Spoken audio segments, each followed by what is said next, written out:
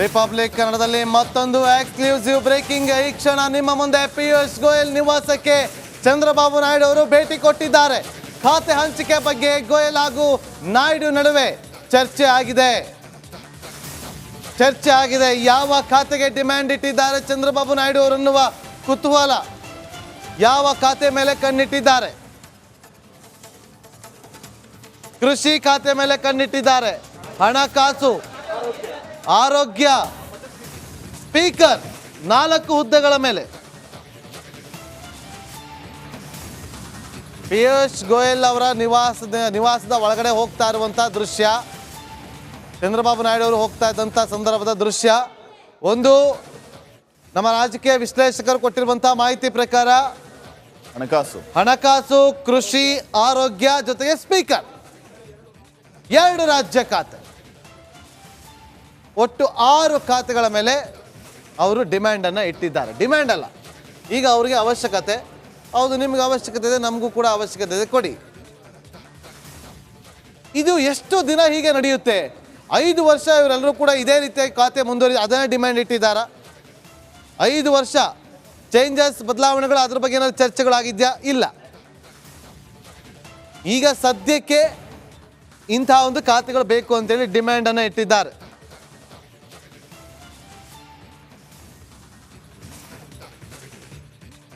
ಮತ್ತಷ್ಟು ಮಾಹಿತಿಯನ್ನು ಕೊಡೋದಕ್ಕೆ ನನ್ನ ಸಹೋದರಿ ರಂಜಿತ್ ಲೈನಲ್ಲಿ ಜಾಯ್ನ್ ಆಗಿದ್ದಾರೆ.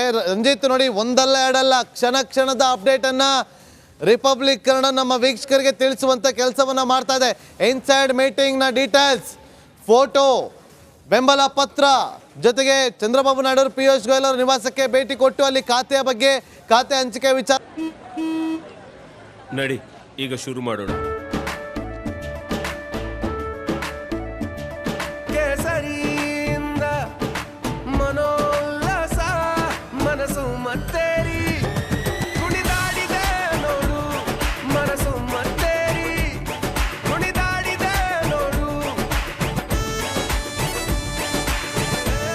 ಕ್ಷಣವೂ ಆಚರಿಸಿ ಚರ್ಚೆ ನಡೆಸಿರೋದು.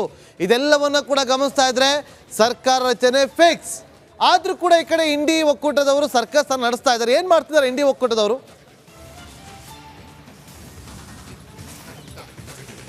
ನಾಗೇಂದ್ರ ಬಾಬು, ನಾವು ಅವಾಗಲೇ ಮಾತಾಡ್ತಾ ಇದ್ವಿ, ಯಾವಾಗ NDA ಮೈತ್ರಿಕೂಟದ ಸದಸ್ಯ ಪಕ್ಷಗಳು ಯಾವಾಗ ಮೀಟಿಂಗನ್ನು ಮಾಡಿ ಹೈ ವೋಲ್ಟೇಜ್ ಮೀಟಿಂಗ್ನಲ್ಲಿ ತಾವೆಲ್ಲರೂ ಕೂಡ ಒಟ್ಟಾಗಿದ್ದೀವಿ, ಒಂದಾಗಿದ್ದೀವಿ, ನಾವೆಲ್ಲರೂ ಕೂಡ ಒಮ್ಮತದಿಂದ ಇದ್ದೀವಿ, ನರೇಂದ್ರ ಮೋದಿ ಅವರೇ ಪ್ರಧಾನಿ ಆಗ್ತಾರೆ ಅನ್ನುವ ತೀರ್ಮಾನಕ್ಕೆ ಯಾವಾಗ ಬಂದವು, ನಾನು ಆಗಲೇ ಹೇಳ್ತಾ ಇದ್ದೆ, ಎಲ್ಲರೂ ಕೂಡ ವೀಕ್ಲಿ ಸಮೇತ ಒಂದು ಫೋಟೋವನ್ನು ರಿಲೀಸ್ ಮಾಡ್ತಾರೆ. ಆ ಫೋಟೋ ಇಂಡಿ ಒಕ್ಕೂಟಕ್ಕೆ ತಲುಪಿದ ತಕ್ಷಣ ಅವರ ಕಾರ್ಯಚಟುವಟಿಕೆ ಸ್ಲೋ ಡೌನ್ ಆಗುತ್ತೆ ಅನ್ನೋದನ್ನು ನಾವು ಆವಾಗಲೇ ಚರ್ಚೆ ಮಾಡ್ತಾ ಇದ್ವಿ. ಎಸ್, ಎಕ್ಸಾಕ್ಟ್ಲಿ ಹಾಗೆ ಆಗಿದೆ ನಾಗೇಂದ್ರ ಬಾಬು. ಇಂಡಿ ಒಕ್ಕೂಟದ ಕಾರ್ಯಚಟುವಟಿಕೆ, ಅದರಲ್ಲೂ ಕೂಡ ನಿತೀಶ್ ಕುಮಾರ್ ಅವರ ಮೇಲೆ ಹೋಪ್ ಇಟ್ಕೊಂಡಿದ್ರು ಅವರು. ಆದರೆ ನಿತೀಶ್ ಕುಮಾರ್ ಅವರನ್ನು ತಣ್ಣಗೆ ಮಾಡಿ NDA ಮೈತ್ರಿಕೂಟ ಅವರನ್ನು ತಮ್ಮಲ್ಲೇ ಉಳಿಸಿಕೊಳ್ಳುವಂಥ ಎಲ್ಲ ಲೆಕ್ಕಾಚಾರವನ್ನು ಮಾಡಿ ನಿತೀಶ್ ಕುಮಾರ್ ಜೊತೆಗಿರ್ತಾರೆ ಅನ್ನುವ ಸಂದೇಶವನ್ನು ಪಾಸ್ ಮಾಡಿ ಆದ ನಂತರ ಈಗ ಇಂಡಿ ಒಕ್ಕೂಟದ ಕಾರ್ಯಚಟುವಟಿಕೆ ಅಥವಾ ಅವರ ಒಂದಿಷ್ಟು ಲೆಕ್ಕಾಚಾರ ಉಲ್ಟಾದಂಗೆ ಕಾಣಿಸ್ತಾ ಇದೆ. ಬಹುತೇಕ ಇಂಡಿ ಒಕ್ಕೂಟದ ಎಲ್ಲ ಬಾಗಿಲುಗಳು ಬಂದಾದಂಗೆ ಕಾಣಿಸ್ತಾ ಇದೆ. ಇನ್ನು NDA ಮೈತ್ರಿಕೂಟ 5 ವರ್ಷಗಳ ಕಾಲ ಏನೀಗ ನಾಳೆ ಪ್ರಮಾಣ ವಚನವನ್ನು ಸ್ವೀಕಾರ ಮಾಡಿದೆ. And sir, what about portfolios? Sir, anything? So what are the demands? Sir, any portfolio? What about portfolios, sir? That be after.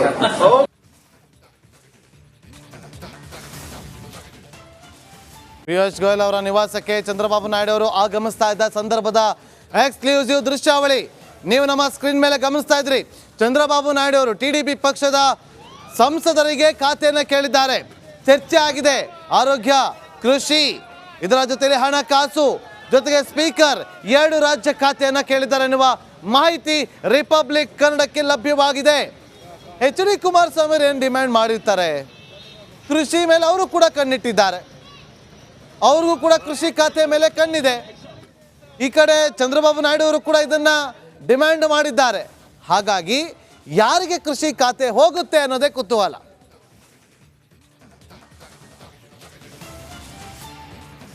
ಖಾತೆ ಹಂಚಿಕೆ ಬಗ್ಗೆ ಉಭಯ ನಾಯಕರು ಚರ್ಚೆಯನ್ನು ಮಾಡ್ತಾ ಇದ್ದಾರೆ.